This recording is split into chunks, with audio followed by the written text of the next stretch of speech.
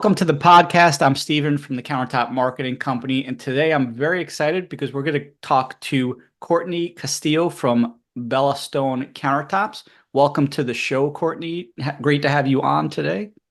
Yeah, thank you. Thank you, Steve. Appreciate the invite. Happy Yeah, to for be here. sure, man. Yeah. Let's I'm excited, always excited to talk to shop owners, kind of get a little bit of an inside view. So let's get right into it. So, tell me a little bit about your business, how long you've been in business, how'd you get started, all of that. Yeah, no.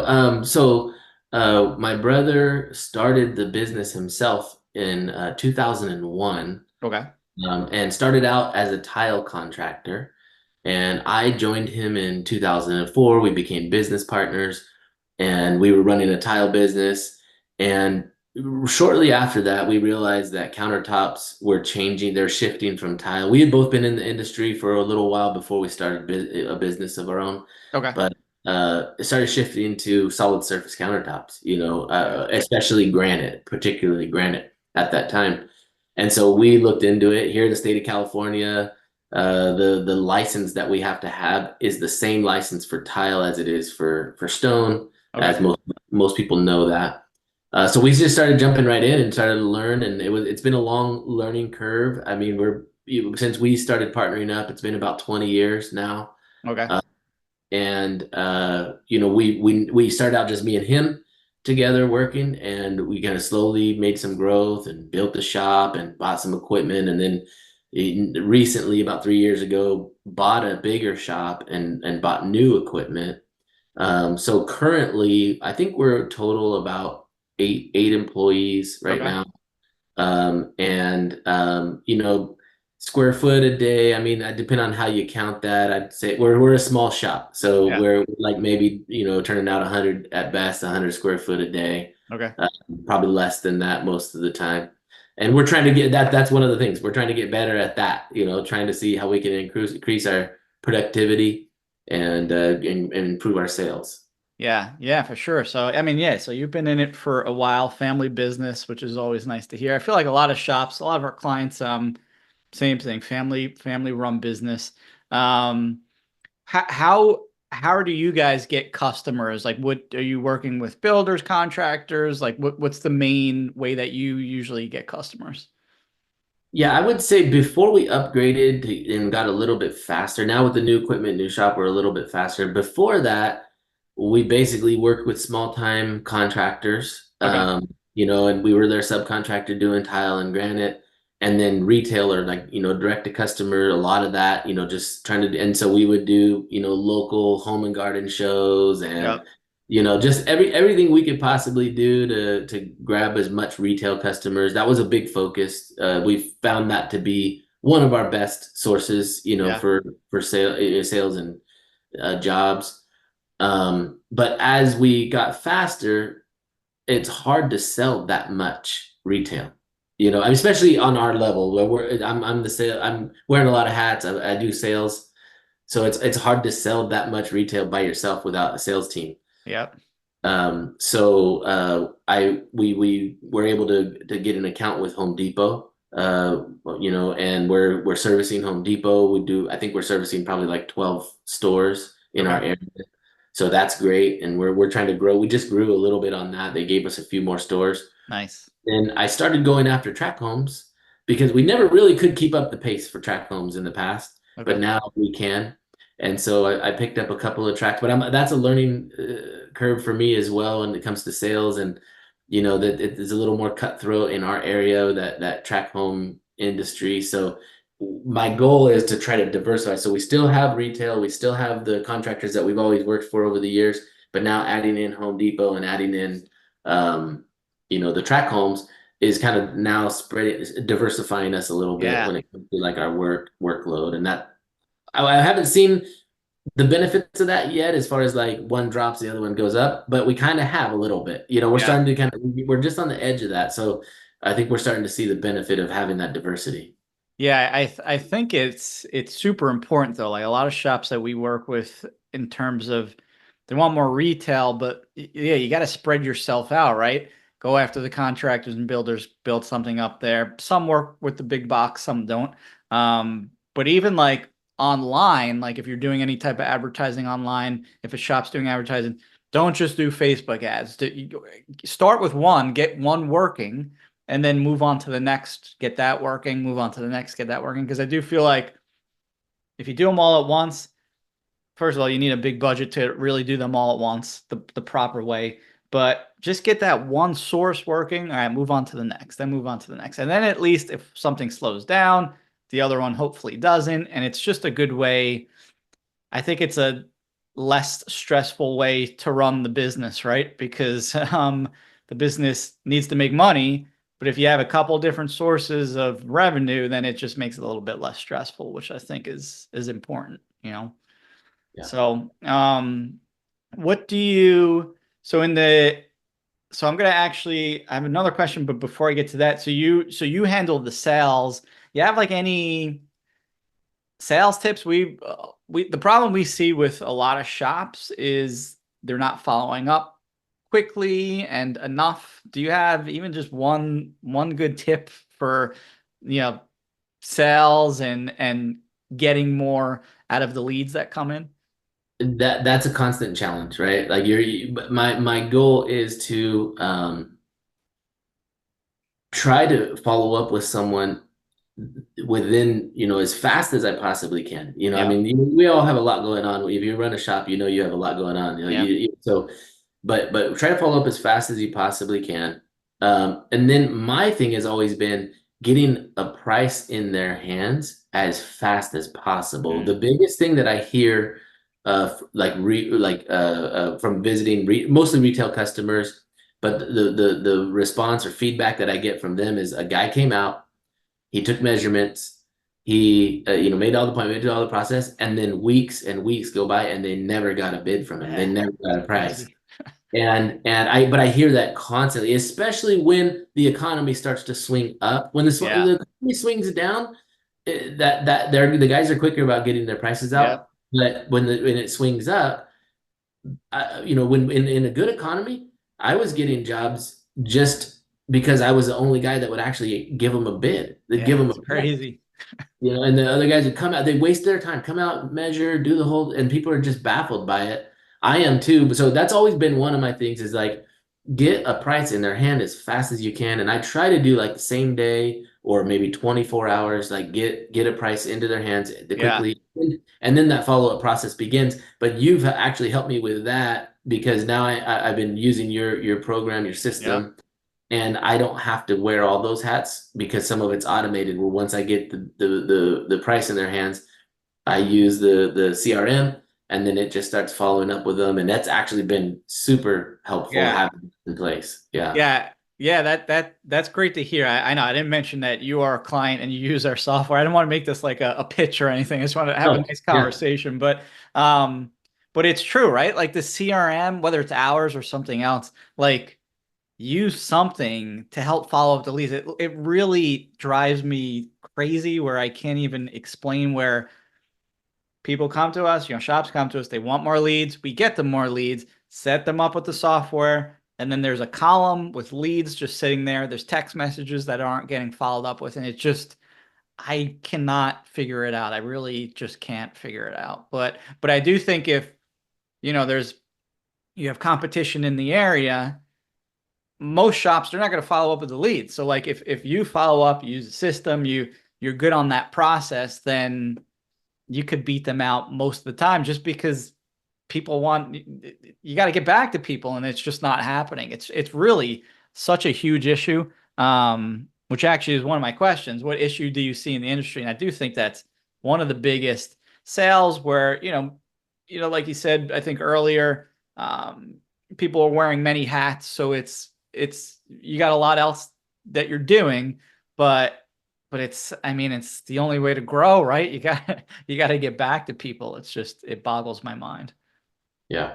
Yeah, definitely. I agree. As far as issues in the industry, I definitely agree with sales is like, once you have a shop that can produce Yeah. like, a large amount of work, you got to put your time and effort into the sales. You Yeah. have to. The other issue I think, I was going to mention was education, as even though we've been doing this for a little while, and granite and quartz countertops have been on the market, and I feel, and I think it's more actually about granite or natural stone. Customers aren't getting educated Mhm. by the warehouses who sell the slabs, and then oftentimes not by the fabricators. The fabricators aren't educated; they're just selling them. They're, yeah, we'll make it for you, put it in, and then what happens is they get their end product, and the customer starts having all these questions and issues and problems with their end product. Yeah. And the fabricator's like, well, that's just how the stone is, that's just stone, and the customer's not satisfied at that point with that Mhm. explanation. And so what we've been really working hard on is educating our customers before they select in Yeah. that selection process. And where the breakdown I find is just the slab warehouses that sell slabs oftentimes don't have that information to share. So they're just wanting to sell a slab. They don't care what it is, and they think every slab is great. But every some material has issues, Yeah. and the customer needs to be educated about that. But I was just at a job yesterday visiting with a customer who had another fabricator install countertops, and they asked me to come and take a look at it. And I could tell, you do this long enough, you can tell the fabricator that worked there, he put hours into that stone. I could tell by the work that was done, Yep. hours and hours and hours into that stone. But at the end of the day, it had issues. It didn't look good, and Yep. it was not his fault. He did everything proper, but the stone was just difficult. It was chipping, it was falling apart, he was having issues with it. And it was the nature of it. It was quartzite, and that was the nature of the quartzite Yeah. that they were using. And I had to explain that to the customer, like, this is the stone, not the fabricator, but they're still holding him responsible in their minds. Yeah. But had he educated them before going into it, then the responsibility would have been on them, and so then that's part of it. Goes back to the sales process. I mean, really, Yep. that's linked back into sales. Is you have to educate the customer about what they're buying, and it will smooth out the end of the sale deal, the deal. When you close the deal and get your final check, it'll smooth that all out. So that's one of the things that I see Yeah. repeatedly happening. Yeah, that's a great tip. That's fantastic because um yeah, I think like you said, if you educate them before, then if you don't educate them and then there's problems, it's just going to be a bigger of a headache for you in the end, right? So do that before. It's funny, we were at that you say quartzite. We were at a friend's house and quartzite's beautiful, beautiful stone. And we were talking about our friend had their countertops replaced and all of that, and it already started chipping a little bit.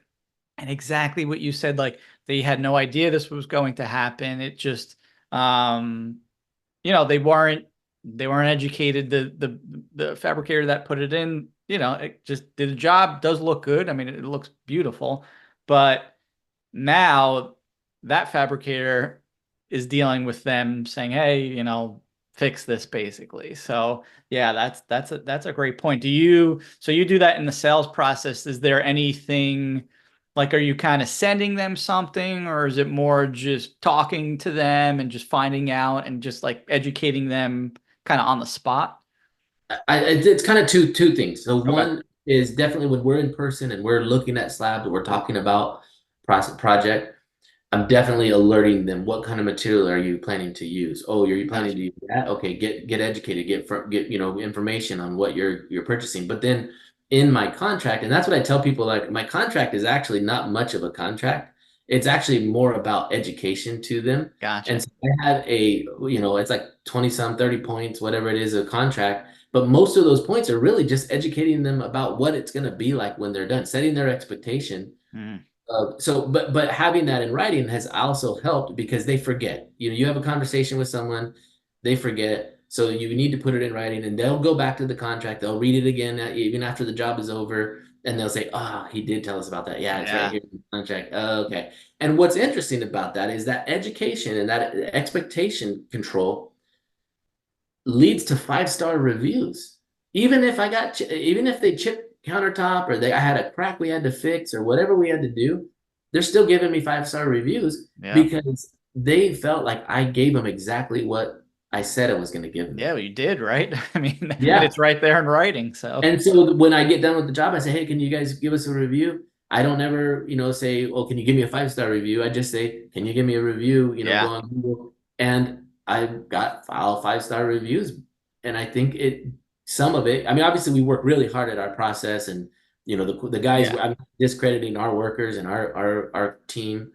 They do fabulous work, but it's linked into that is this education process. It gets me 5-star reviews at the end of nice. the year, That's you know. awesome, man. That's great information. I think that's going to be helpful to a lot of shops, and it's smart to put that in the contract because, like you said, then when like you tell someone something, we all have stuff going on, we forget, whatever it is, but they go back to that paperwork, and then they're like, "Oh yeah, this, and this," and Yeah, then, we all do that. We buy something. oh What yeah, we do is we go to the contract, and be like, wait, what does the contract say? What did I buy? yeah, yep, You don't read it at the moment, but then you go back and read it, and you're like, oh yeah, I did say that. Okay, I'm yep, good. yep. All right, cool, man. Well, hey, thanks so much. That's Yeah, you gave us some good tips. I appreciate that. So, thanks for jumping on. Would love to touch base with you down the road just to see if anything's changed. Like I said, you're using our software. What about using the CRM? Were you using anything before? I don't think you guys were, right?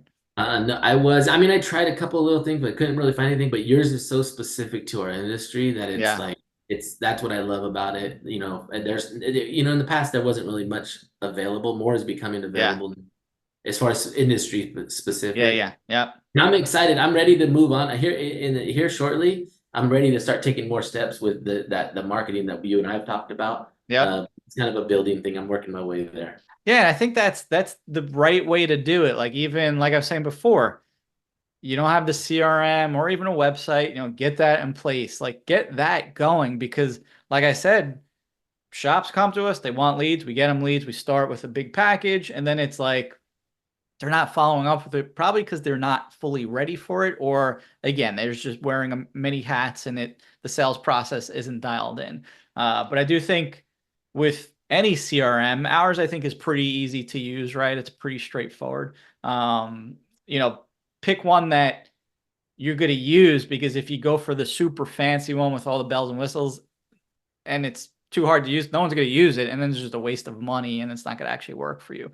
So I'm Yeah, glad that it's working so well for you. And like I said, when we work with shops and we see them not using it, it's like it's not that hard. Just move some leads over, manage it, And I know it takes time. I understand that, but uh, you know, it could help bring in revenue, right? So I mean, and keep you organized and all that good stuff. yeah. So, all right, cool, man. Well, yeah, thanks for jumping on. If you want to check out Bella Stone, go to bellastonecountertops.com. And if you're in the Porterville, California area, you need some new countertops, definitely go down and talk to them. Again, thank you so much for jumping on. We'll touch base down the road on maybe a catch-up episode to see where you're at, maybe talk about some marketing on that one. And if you're looking to grow the retail side of your countertop shop outside of word of mouth and referrals, then check our website at countertopmarketingcode.com and book a call with me, and we will see you on the next episode. And again, thanks so much for jumping on. Yeah, it was a pleasure. Thank you very much. Thank you so much for joining me on this episode of the Countertop Success Podcast, and make sure you head over and subscribe to us on YouTube, Apple iTunes, Spotify, and all the other major podcast platforms. Now, if you're looking to grow the retail side of your countertop business outside of word of mouth and referrals, then go over to our website at countertopmarketingcode.com and book a free strategy call with me. Also, when you're on our site, check out our free training section and you'll find a ton of helpful resources that you can use to help grow your countertop business. Again, thanks so much for listening, and I'll see you on the next show.